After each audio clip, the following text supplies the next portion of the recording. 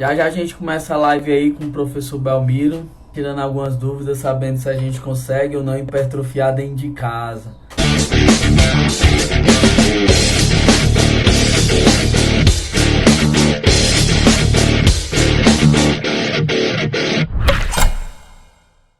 Bem, então, primeiramente, gostaria de agradecer o convite, né? É um prazer estar aqui falando para o teu canal. Como todos já devem saber, meu nome é Belmiro Freitas de Sales. Sou formado em Educação Física pela Universidade Federal do Rio de Janeiro. Fiz minha especialização pela extinta Gama Filho em Musculação e Treinamento de Força. Meu mestrado também foi em Educação Física pela Universidade Federal do Rio de Janeiro. Meu doutorado, apesar de eu ter saído da nossa área, de eu ter feito um doutorado em Fisiopatologia, eu estudei os efeitos vasculares do treinamento de força em mulheres obesas, então linkado com o que eu estudei a vida toda, e no meu pós-doutorado eu voltei para Educação Física e voltei a estudar essa questão mais de manipulação das variáveis metodológicas, mais precisamente o intervalo de recuperação. E o intervalo de recuperação é uma das variáveis que pode ser das mais importantes aí nesse momento de quarentena, quando você não tem sobrecarga em casa, etc. Mas já vou falar disso. Atualmente eu sou professor, palestrante, sou um dos coordenadores do Laboratório de Pesquisa e Treinamento de Força da UFRJ, também continuo atuando como treinador, né, na medida do possível. Bem, então o assunto hoje é treinamento em casa, mais especificamente hipertrofia, né? Porque existem algumas nuances. Então, primeiramente, a gente tem que falar de duas coisas. Força depende muito de sobrecarga. Então, o cara quer ganhar força, o cara quer ganhar função, ele vai precisar de uma sobrecarga para trabalhar próximo à intensidade ali adequada, intensidades interessantes para ganho de força, que normalmente são acima de 70%, tá?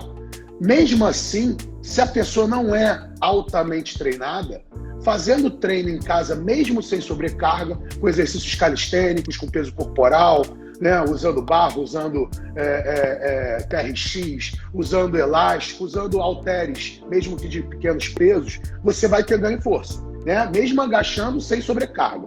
Isso para uma pessoa não treinada, tá? Começa por aí. Uma pessoa treinada, para ganhar força, ela vai depender de alguns implementos que são difíceis de se ter em casa, tá? Então a gente está falando de força, função, conseguir mobilizar peso, né? Algo que é interessante para as atividades da vida diária, mas para o desempenho esportivo, vamos dizer assim, né? Para os esportes que exigem força, tá? Potência, a gente consegue trabalhar em casa, porque a potência ela depende mais do trabalho de velocidade do que da sobrecarga propriamente dita. Então, com pliometria, né?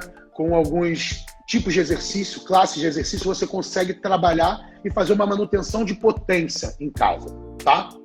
Hipertrofia, a hipertrofia, ela não depende só de uma via. Então, a gente não depende só da sobrecarga para hipertrofia, tá? Então, três caminhos, né, vistos pela literatura que conduzem à hipertrofia, seria a tensão mecânica, tá?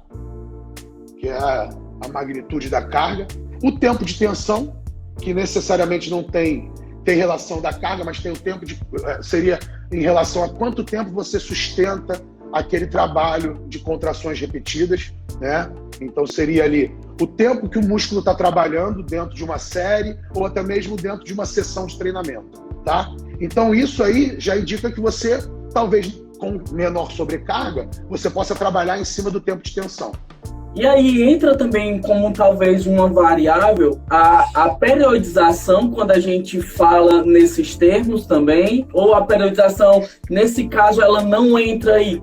Então, a periodização é um planejamento como um todo para um período específico para alcance de um objetivo final. Então, seria o planejamento do treinamento, né? Para um objetivo geral, para ser alcançado em um determinado tempo.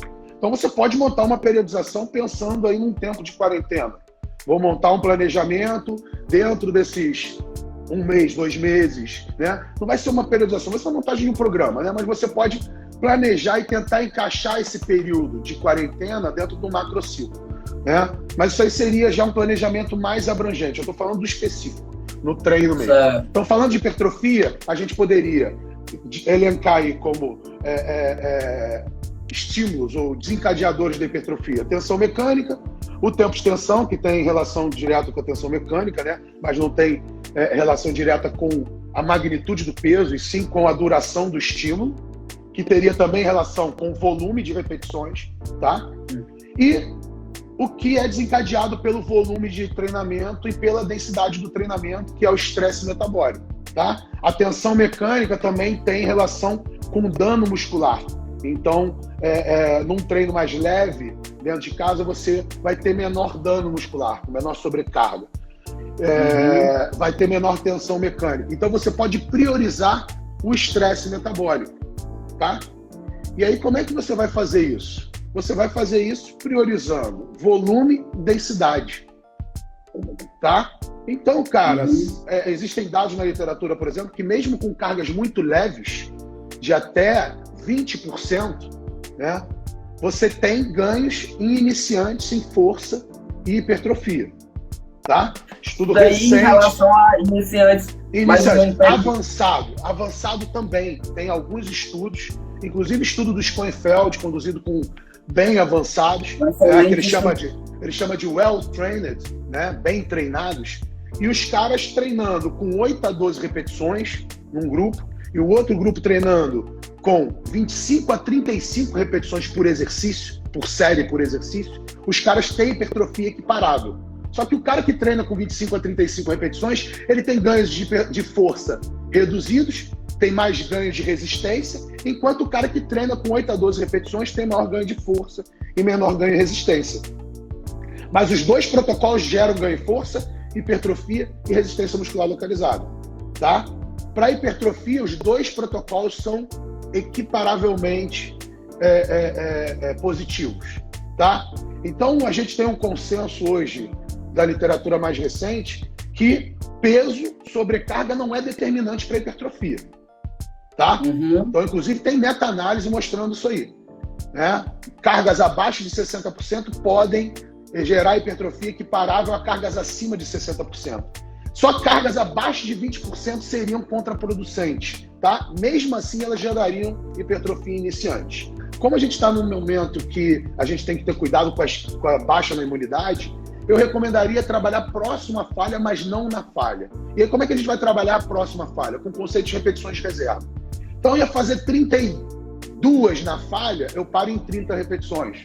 Ia fazer 30 na falha, eu paro em 28, 27, né? E eu estou trabalhando próximo à falha, mas sem gerar uma sobrecarga fisiológica tão acentuada para baixar a imunidade. Então, só para concluir o raciocínio, hoje, quando a gente pega um indivíduo treinado, que eu acho que é o teu foco, né? Pega um indivíduo treinado que é acostumado a treinar com altas cargas e bota ele para treinar em casa, ele talvez tenha até ganhos mais acentuados priorizando um estímulo diferente, que é o tempo de tensão e a densidade. Densidade seria o volume total ou o tempo de tensão total sobre o intervalo total, né? A soma dos intervalos entre séries e exercícios. Então, em 10 minutos, por exemplo, eu posso fazer 3 séries de, vamos dizer, 10 repetições com 3 minutos de intervalo, ou eu posso fazer 10 séries de 10 repetições com 30 segundos de intervalo no método de GVT. Né? Se eu não tiver sobrecarga, eu posso priorizar justamente aumentar o número de repetições por série, fazer repetições, né, próximos à falha, 2 a 3 repetições antes de chegar à falha, e priorizar intervalos curtos. Tá? Outro direcionamento que eu dou, não para treinados necessariamente, é fazer um trabalho de alternância de estímulos. Né? Para um cara, para sua mãe, por exemplo, talvez fazer um alternado por segmento, né? Para manter um estímulo cardiorrespiratório, né? Fazer um circuitinho, alguma brincadeira desse tipo é interessante porque existe a ausência do estímulo cardiorrespiratório nesse momento, né? É difícil a gente fazer uma atividade aeróbica dentro de casa, dentro de um ambiente confinado. Então a gente pode fazer trabalhos, né, de corrida estacionária, intercalado com a musculação, pode fazer uns burpezinhos para quem é mais treinado, ou então no caso do indivíduo treinado, para hipertrofia, o cara pode lançar mão de métodos como agonista, antagonista, como bisete, trisete, pré-exaustão. Isso é muito viável de se fazer, né? Você pode fazer, por exemplo, pré-exaustão e flexão de braço. Você pode fazer pré-exaustão, por exemplo, fazendo uma nórdica reversa e depois agachando, ou fazendo um nórdico combinado com stiff num bisete, né? Existem alternativas que a gente pode fazer que não só o uso de cargas elevadas, mas priorizando justamente a densidade de treinamento, o tempo de extensão e o volume de treinamento. Vamos pegar um exemplo do atleta realmente bodybuild treinado de nível alto, né? Uma Raíssa, um atleta muito bom nesse momento. Como seria o método que ele deveria, ou os métodos como ele deveria trabalhar nesse momento agora, confinado em casa? Então, um cara treinado, a Raíssa está treinando em casa, por exemplo. Então, como é que a gente vai direcionar com base no treino anterior? Eu acho que você tem que ou trabalhar primeiro, você vai pegar e vai se basear no programa pregresso que esse indivíduo estava realizando, tá? Então, você não tem uma fórmula geral. Mas vamos dizer que você pegou um cara treinado, que está acostumado ali a fazer, sei lá, 20 séries de peitoral por treino, né? Com cargas de 8 a 12 repetições ou cargas acima de 75% de uma repetição máxima. Tranquilo? Intervalos aí de 1 minuto. Então pensamos nesse cara. Primeira coisa, você vai guiar o volume pelo volume que ele estava treinando antes, tá? Então você pode trabalhar um mesmo volume total de séries, mesmas 20 séries em casa, tá? Ou trabalhar até 20% maior número de séries. Então o cara estava fazendo 20 séries, você vai fazer 20 séries do que dá para fazer em casa. Se é apoio no banco inclinado, se é mergulho no banco, se é paralela, entendeu? Você vai somar as séries desses exercícios e vai fazer um equiparado ao treino pregresso, tá? Então estava fazendo 20 séries, eu vou fazer 20 séries, ou vou até compensar no número de séries, aumentar em 20%, porque eu vou estar trabalhando com menor sobrecarga. Tranquilo? Tranquilo. Outro fator, ele vai priorizar o volume por série. Então, ele fazer 8 a 12 no supino, vai fazer com o peso corporal o apoio no solo. Se ele falhar entre 20 e 30, ele vai fazer próximo da falha dele, entendeu? Mesmo que ele vai chegar a 30, ele vai parar ali próximo, 28, 29 repetições, tá? E aí ele vai trabalhar com intervalos mais curtos. Por quê? Para justamente ter essa menor recuperação entre séries e gerar maior densidade de treinamento, tá? Mesmo que o volume caia, a gente já está assumindo que ele vai começar fazendo 28, numa segunda série, 30 segundos depois, de repente, ele faz 22, ou sei lá, não tem uma regra, né? Mas de 22 a 25, depois vai cair para 15 a 20, depois vai cair para 12 a 15, né? Mesmo que você tenha essa queda, você vai respeitar isso e vai estipular, assim como eu botei nos meus treinos, por exemplo. Séries de 6 a 30 repetições. Porque eu começo fazendo com 30 repetições, mas o desempenho vai caindo porque eu estou usando um intervalo curto, eu estou priorizando a densidade. Então, nas séries finais, eu já estou fazendo 6 repetições máximas, com uma carga que eu comecei fazendo 30, tá? Então, eu estou priorizando o quê? Estou priorizando a densidade de treinamento, estou minimizando a remoção dos metabólitos, então estou gerando maior pump, maior acúmulo de metabólitos, né? O que, teoricamente, né, e que a literatura vem mostrando, que tem relação com a hipertrofia, tá? Então, existem dados recentes que mostram que esse tempo de extensão aumentado, ele pode repercutir numa maior hipertrofia das fibras do tipo 1. Então, se o cara tem já um estímulo já está ali até apresentando sinais de estagnação dentro da academia com aquele treino tradicional, essa mudança de treino pode até gerar um up para ele. Pode até gerar um ganho adicional, porque talvez ele esteja ali incidindo naquele estímulo que cai mais sobre as fibras do tipo 2, nunca trabalhou com densidade, nunca trabalhou com intervalo curto, nunca trabalhou com volume maior do que 15 a 20 repetições, né? E aí aquele estímulo alternativo vai ser um estímulo talvez até mais interessante para ele nesse momento do que o estímulo que ele estava adotando dentro da academia. Diego, mais uma vez, muito obrigado pelo convite. Foi um prazer trocar essa ideia aí com vocês. Espero que tenha sido proveitosa para todo mundo, né?